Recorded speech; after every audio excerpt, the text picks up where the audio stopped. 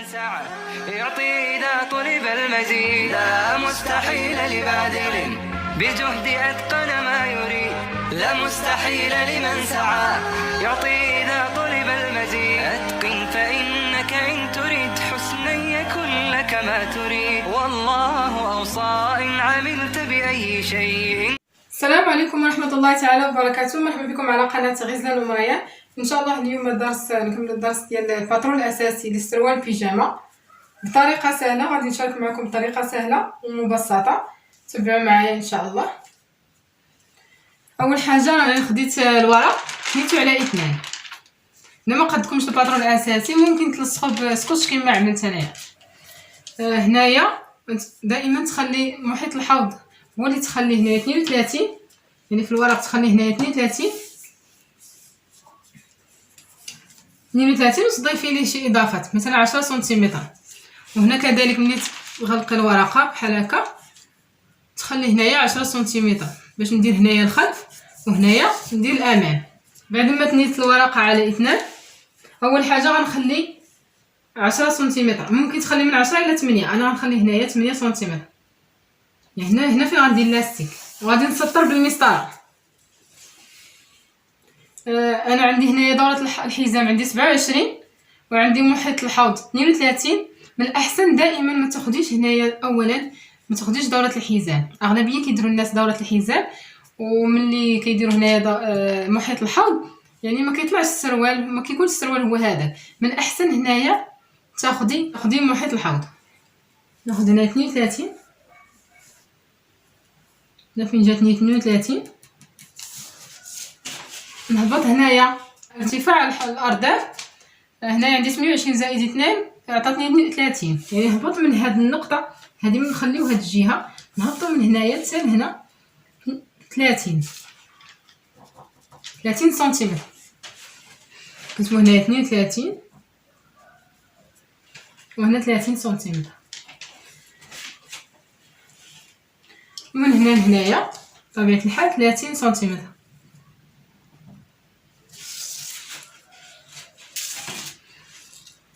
ممكن نسطر هكا بالمسطره باش نحصل المستطيل.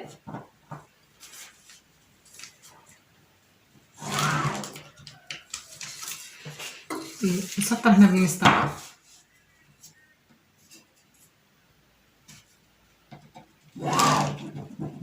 نتمنى يكون واضح. من هاد النقطه 30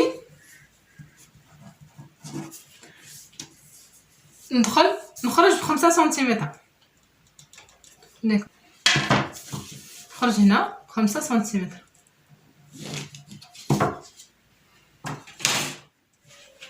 سنتيمتر.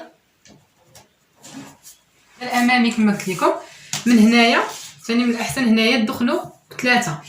ندخل هنايا من هاد الخط حتى هنايا 3 سنتيمتر، يعني هنا فين جاتني 32 ندخل ب3 سنتيمتر. من هنايا يعني الان دابا غادي نقوس بالبيستولي.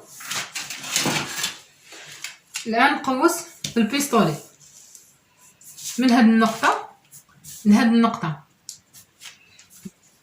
يعني نمشي بحال ما هكا.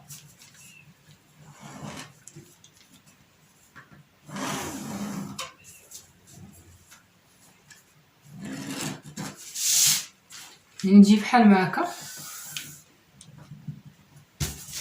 بعد ما قديت هنايا هذه القاعده ديال الامام حتى هنايا نهبط 3 سنتيمتر.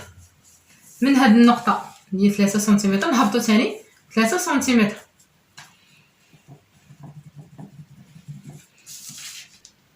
نسطر بالمسطره من هنا حتى لهنا.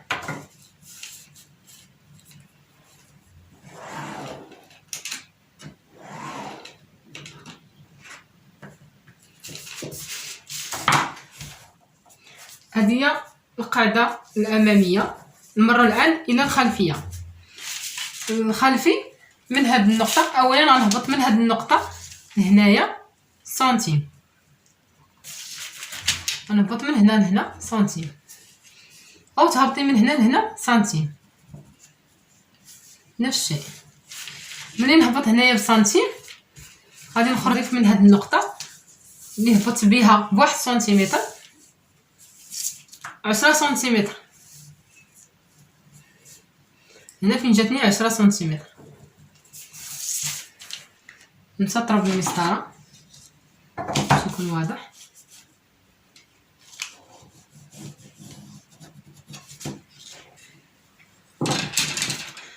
بعد ما ندير نكتب هنايا 10 سنتيمتر،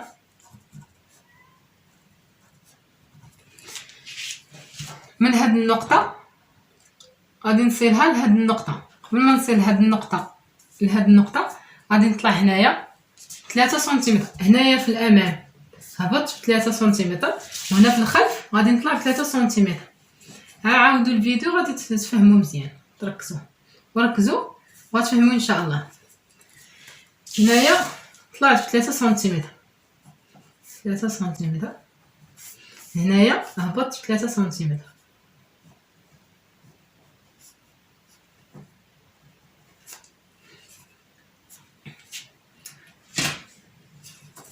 بعد ما طلعت غادي نلاقي هاد النقطه مع هاد النقطه باش طلعت.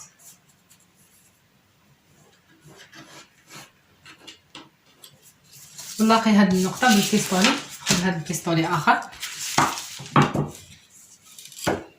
هاد النقطه اللي طلعت بيها لهاد النقطه 10 بحال معاك.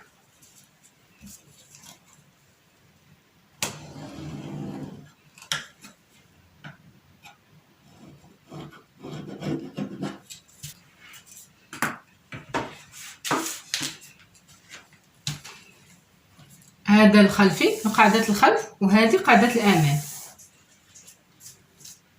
نبقاو هنا، يعني نبقاو هنايا في القاعدة اللي هي القاعدة نبقاو فيها.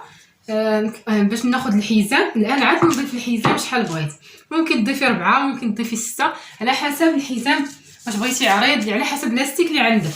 انا غادي نضيف 6 سنتيمتر او نضيف 5 سنتيمتر. من هنايا من هذه تقويره ديال الامام ديال الخلف، عفوا من تقويره الخلف غادي نضيف من هنايا حتى هنا 6 سنتيمتر، يعني هذا هو الحزام. ومن هاد النقطه نضيف 6 سنتيمتر. من هاد النقطه نضيف 5 سنتيمتر، يعني ضفت الحزام ديال الخلف ديال الامام، ضفت الحزام ديال الامام وضفت الحزام ديال الخلف. هذا هو اللي غنقطع ان شاء الله حتى النقطه 30. نكمل هنايا باش يبان لكم اكثر. المهم غادي باش يوضح لكم اكثر. هذا هو الامام، هذا هو الامام.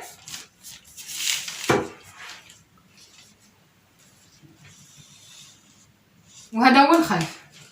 من هذه النقطه اللي ضفت 6 سنتيمتر 5 عفوا سنتيمتر 5 سنتيمتر، ناخذ هذه تقويره الخلف نديرها ايضا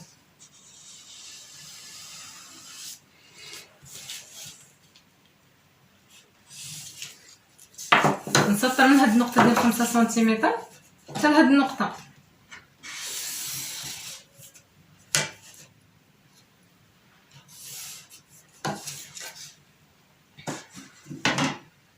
هذا الامام، السروال الامام، وهذا الخلف كتبوا السن المغاير، وهذا الخلف.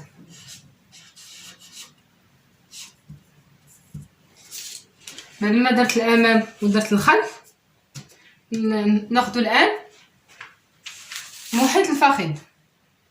باش ناخذ المحيط الفخذ عندي هنايا في محيط الفخذ 30 سنتيمتر.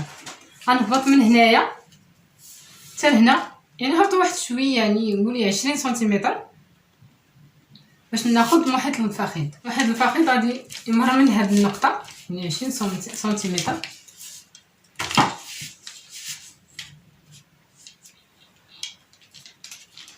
هنا من غادي هنا فين غادي تكون محيط الفخذ،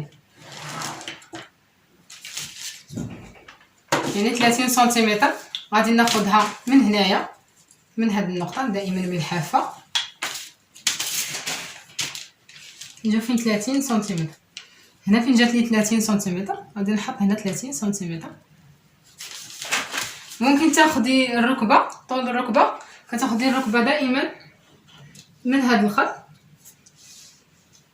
يعني من هاد الخط اللي بدينا فيه ناخدو طول الركبه.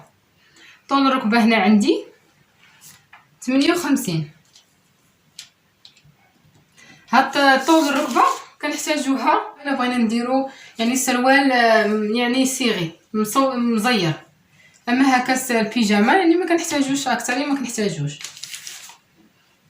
ناخذ هنايا طول الركبه، هي خديتها هنا قلت لكم 58، يعني بحال هكا تقدري تستعملي يعني تاخدي هنايا محيط طول الركبه. من بعد تاخدي دوره الركبه، مثلا الركبه جاتني فيها 22 نحط هنايا 22. هنا فين جاتني الركبه مثلا نحط دوره الركبه، النقطه هذه ديال الفخذ وهذه ديال الركبه. ناخذ الان طول السروال، عندي هنايا طول السروال 100 سنتيمتر، ضفت ليه 4 يعني ناخذ 104 متر و4 سنتيمتر. نقربوا شويه، ناخذوا من هنايا دائما من النقطه فاش بدينا حتى الرقم اللي عندنا متر، نضيف ليها 4 سنتيمتر ديال لوبلي، لان هنايا 104. غنسطر بالمسطره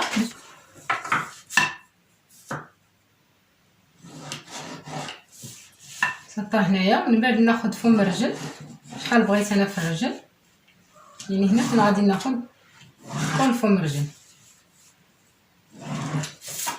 هذه 100 وهذه 4 اللوغلي. نكتبوا هنايا اللوغلي 4 سنتيمتر. وفم الرجل شحال عندي انا في عرض الرجل، بغيت انايا 22 نضيف ليها، ممكن ديري 18 ممكن يعني حسب التوسيعه اللي بغيتي. هنا عندك الاختيار، عندي انا 22 ضفت ليها سنتيم يعني 23. غناخذ هنايا 23 سنتيمتر.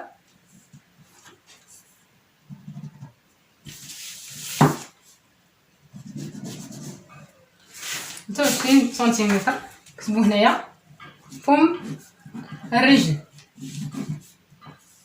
فم الرجل او عرض الرجل. هنا باش ما تنساوش كتبوا هنايا، ممكن تاخدي كتبيها ديري دائما من هذه النقطه كما قلت لكم. دائما بقاو كتبوا يعني باش تعقلوا مزيان من هنا حتى لهنايا ارتفاع الارداف، ارتفاع الارداف. هنا ارتفاع الارداف من هذه النقطه، من هذه النقطه عفوا حتى لهنا. عندي هنا شحال خديت من ارتفاع الارداف 32 سنتيمتر. بعد ما خديت فم الرجل الان غادي نسين النقطه من هذه، من هذه النقطه لهذه النقطه ديال الفخذ. ممكن تكتبوا هنايا الفخذ، كتبوا هنايا الركبه، دوره الركبه. نضيفوا ايضا هنايا نديروا طول السروال، يعني دائما من هذه النقطه نديروا يعني حتى هنايا طول السروال، طول السروال الامامي بالبيستولي بحال ما هكا، يعني من هذه النقطه حتى لهنا بالبيستولي.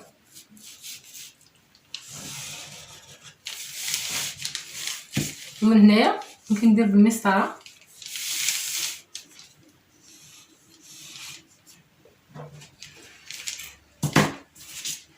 وهنا بالمسطره اكيد.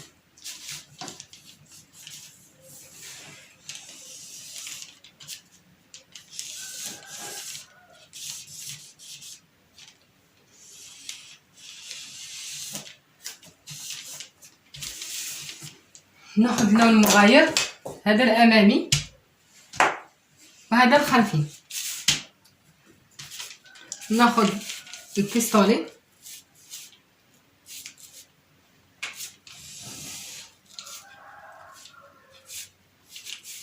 هو كيكون زايد على الخلفي، كيكون زايد على الامامي. انا ندير بحال ما هكا، غادي نصل هنا بالمسطره.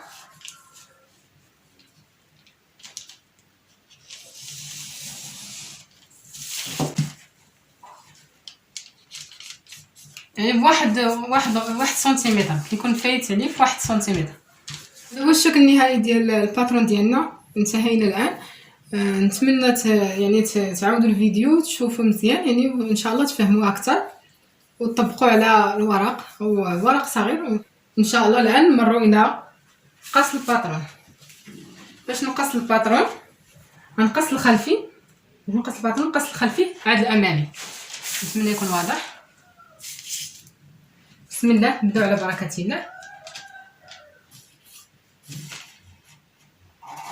قص هنايا هذا الازرق. بسم الله، نتمنى يكون واضح.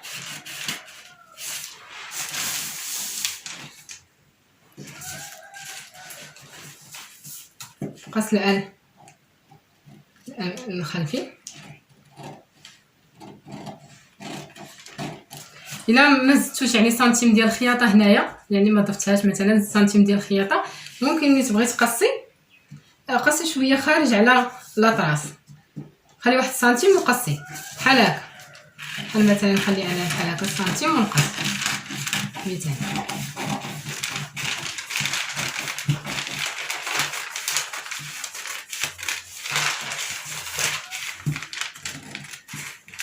بحال هكا نخلي سنتيم ونقص. مثال التقطاع ديالو غير اولا هو تقصي الخلفي هو الاول، قصوا الخلف هو الاول، عاد نمروا الامام.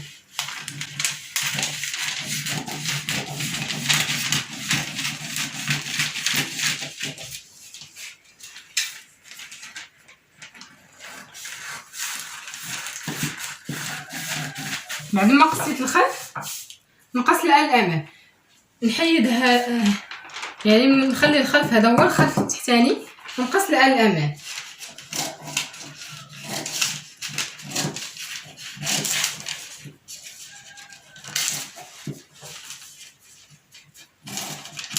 خليو هنايا سنتيم. هي السورجه والخياطه كما قلت لكم.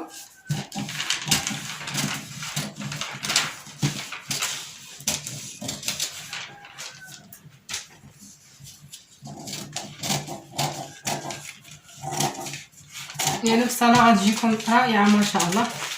جربوها باش ما تفصلوا راسكم ان شاء الله.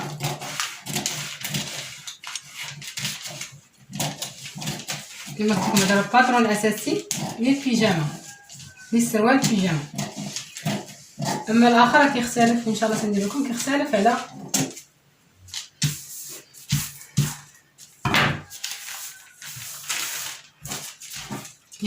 السروال البيجامه.